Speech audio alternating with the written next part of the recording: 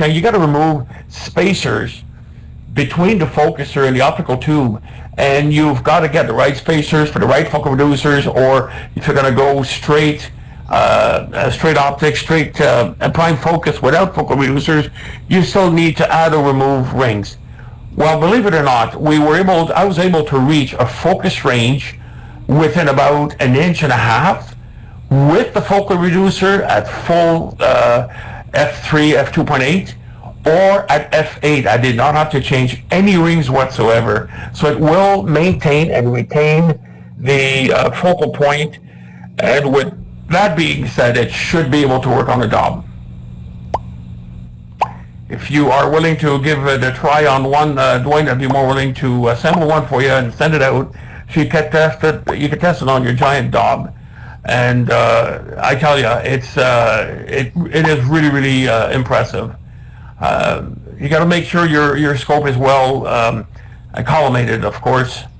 But the calculation we've done early on today, this thing can go down about f2.6 from f10. So this thing can go really, really, really low. Again, there's 6 elements in there to achieve that. I'm going to take more pictures of it, and I'm going to take more pictures of it disassembled to show how it's made and how it functions. The only last part that we're not 100% sure yet is, are we going to supply it with or without the second element unit, which will make it a 8 element, and this is what I'm using tonight. I'm using the 8 element. So there is a 22 millimeter lens that screws into the camera, and that slides into an 1.25 inch back of the unit, and the whole focal reducer is a 2 inch. So you got to slide this into a 2 inch focuser, tight it up, and you're good to go. What that extra 22 millimeter lens does, it's going to lower your F ratio even more, and it's going to be supplied with spacers where you're going to be able to have spacers to change your F ratio reduction. But what I'm after is this, is vignetting. This had to be the hardest thing to get rid of, is vignetting, and for that you need to have an optical tube such as a split Cassegrain or an RC or whatever stay within the focal point at the back of the scope, and this was the hardest thing to achieve with this focal reducer. That is why we had to add a lot more lens to it, double the amount of what the old Meade f3.3 used to be. In fact, it's a lot more aggressive than the f3.3 Meade used to make, the Japanese version that is, and it's a heck of a lot more aggressive. So we had to add lens to do correction and to flatten the field, and as you can see here, it's perfectly flat from one end to the other. There's absolutely no vignetting either whatsoever. Now the distance between the sensor and the first set of lens, if we apply the 22 millimeter ones, we are talking about a distance of, see, the first set of lens is going to screw onto the camera. It's made for C-mount, and if you're going to use that on a C-mount type camera, the first set of lens will be approximately, if I remember correctly, about 20 millimeter at most away from the sensor. So right there, it's going to bring back your focus point without changing anything on the scope. It should work with every scope made easily. But what I'm going to do, Dwayne, if you want, okay, yeah, if your Dobbs f3.3, you might have issues, but what I'm going to do is I'm going to lend one or two to Jack, so he can bring it to Edvar. And if you're there, Dwayne, you can probably try it out on your f3.3. In this case, you're going to have to remove the 22 millimeter lens and use it only under the 6 lens configuration.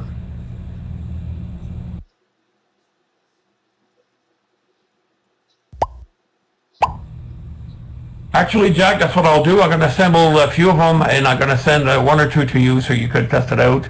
I was also planning to send some out to Chris so you can try it out, because I know he's got a really good system as it is.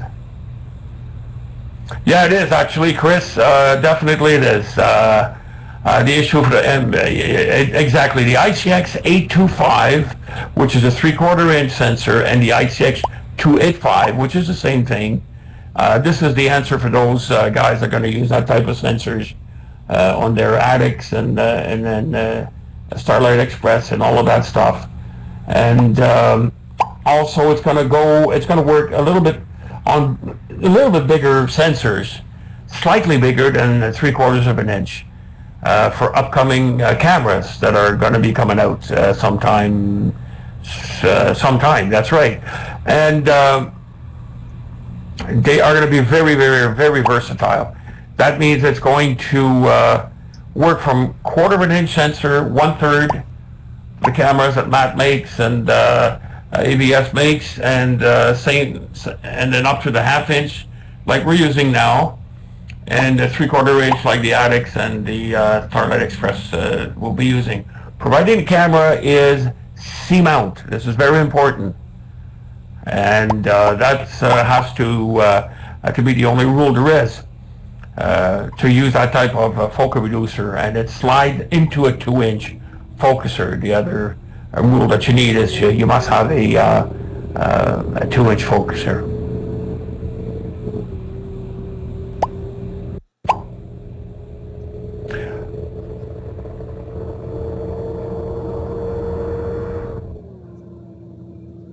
Oh, there's not much of a difference at all between C and CS. You're talking 5mm at most.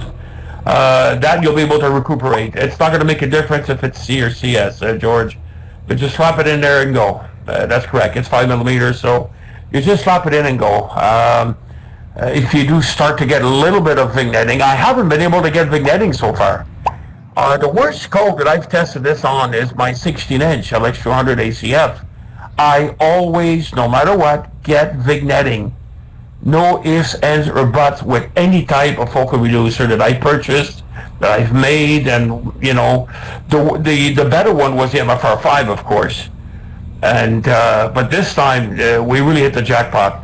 Zero, absolutely zero vignetting, and that is because the focal plane behind the scope is maintained. You don't need to move the mirror up and down and try to refocus the thing. It's very close to what the prime focus is without any optical aid, such as a focal reducer or a Barlow or whatever.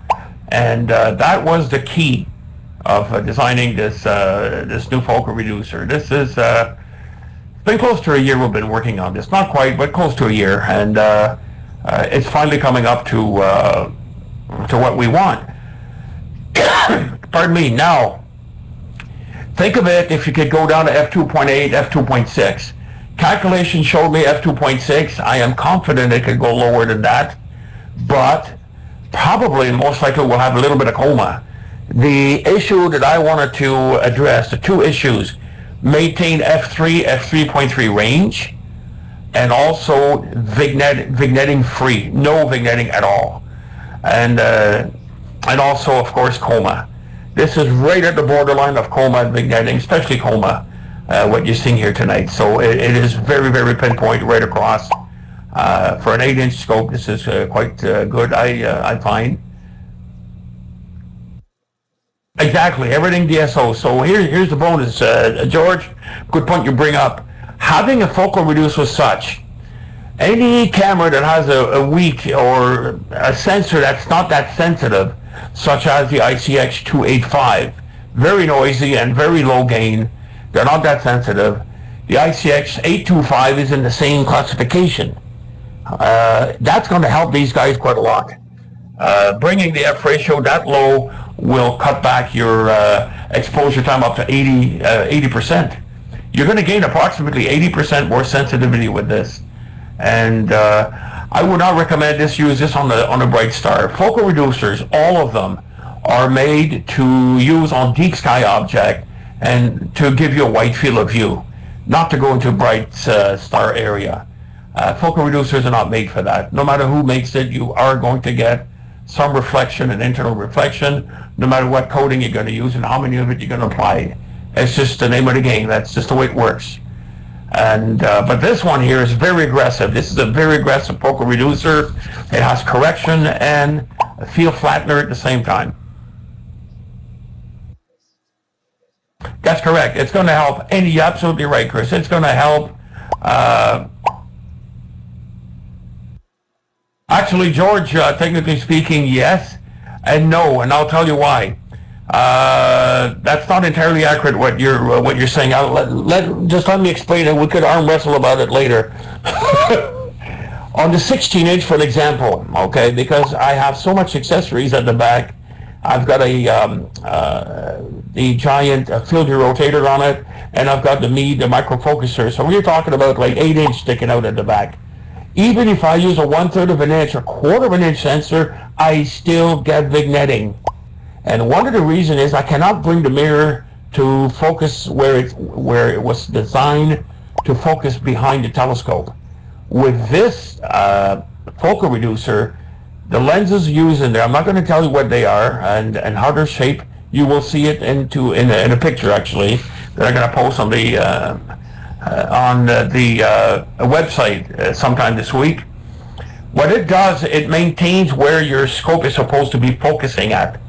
And even when I'm using a 1/4 of an inch sensor, small little guy, I was still getting vignetting.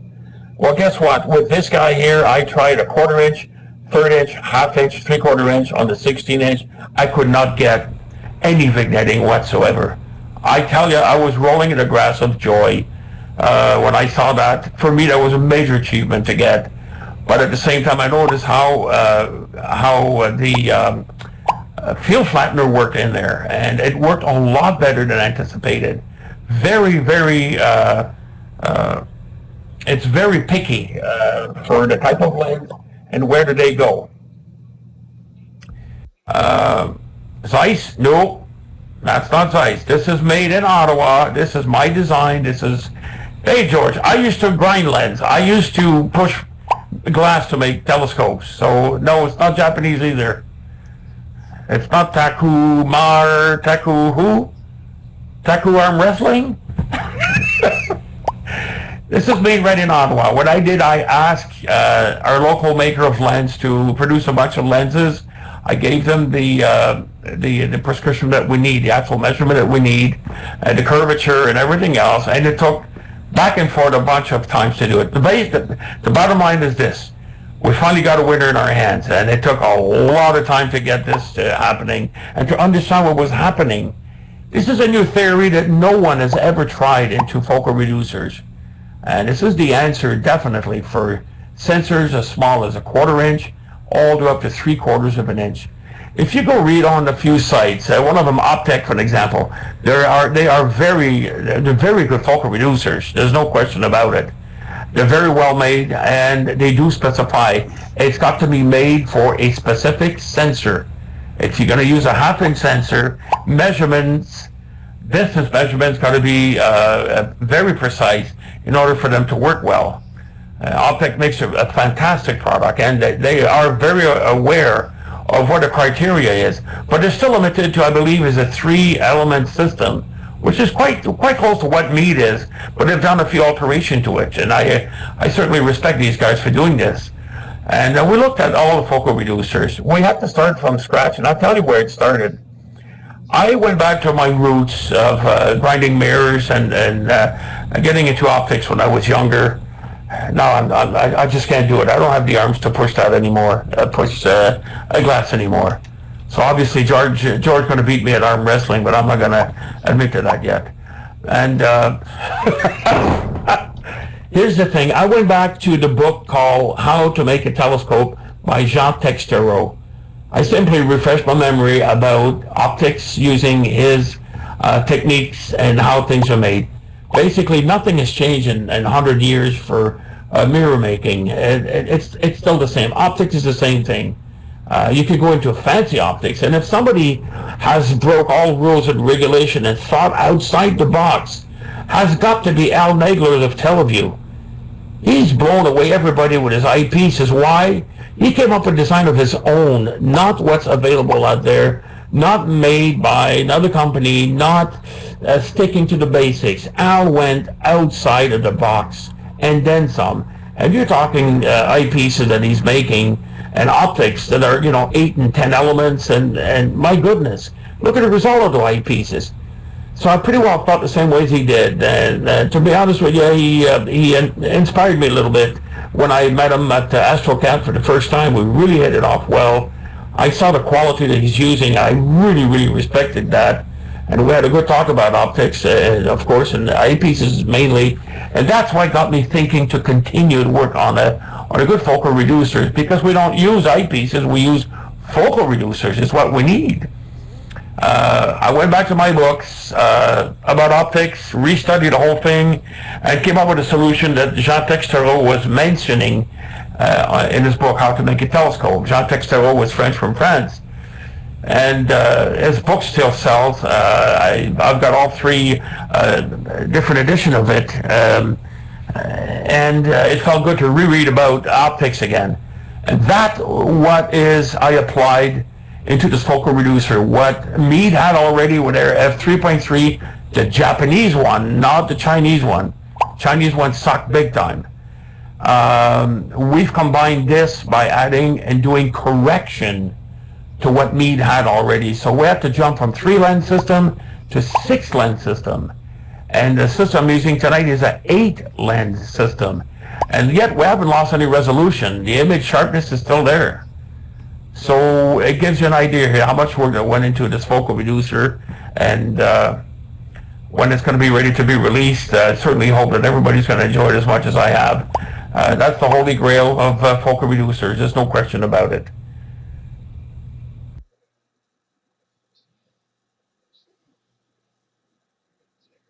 Actually, yeah, that was the older gentleman across from our booth, George. How come you didn't stop by and say hi, George? Anyways, I don't remember seeing you at our booth. Oh, I know, because you were afraid of arm wrestling, were you? But anyways, we'll keep it at that for now. No, that's not the guy at all there, George. That's not the guy. That's not that old guy that was grinding mirrors. No, Al Nagler was next to this guy, actually, with Teleview. And I tell you, I was most impressed with their booth, and speaking with Al Nagler's, it certainly inspired me quite a lot. And wow, what a gentleman. And what I appreciate about him is he thinks outside the box. What it says in books and what it says in anywhere else, he just breaks the rules. Those rules are broken with him, and he makes it work. And that's the main thing, and that inspired me big time. And really glad that finally this focal reducer is working out the way it's supposed to be. And of course I had to collimate the scope tonight a little bit more. It wasn't collimated properly, and I did it quickly, and I do mean very quickly.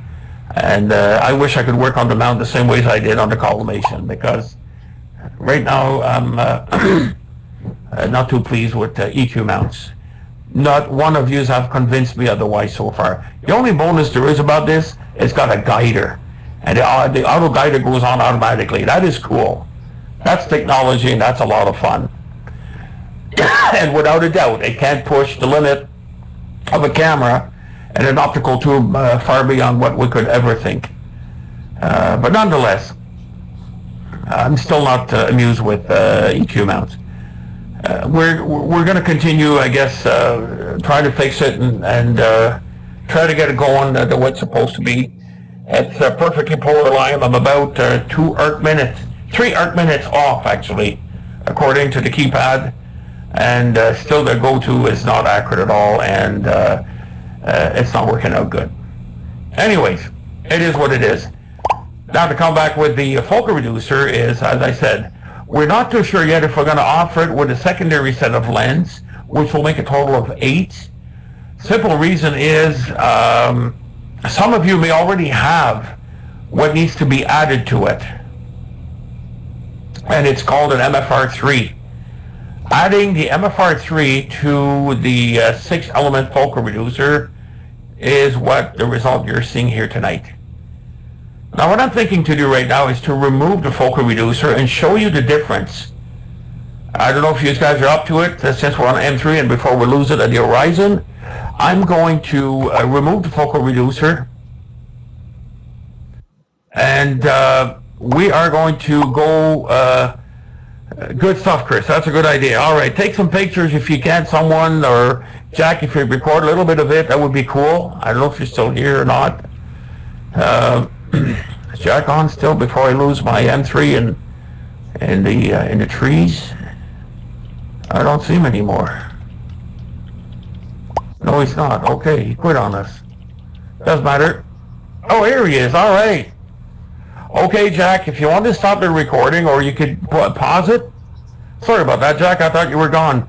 I'm going to remove the complete focal reducer and go on M3 at F8. All right, here's the note we need to take. The exposure at the moment is 12 seconds. And of course, the gain is at 2 on the camera. I'll use the same camera. So we're going to shut this down. And I'm going to remove the whole assembly. Hopefully we'll be able to get the focus happening, and because this is a dim object at f8, and yeah, this is 12-second exposure, AGC2, and we've got the 8-element focal reducer on at the moment.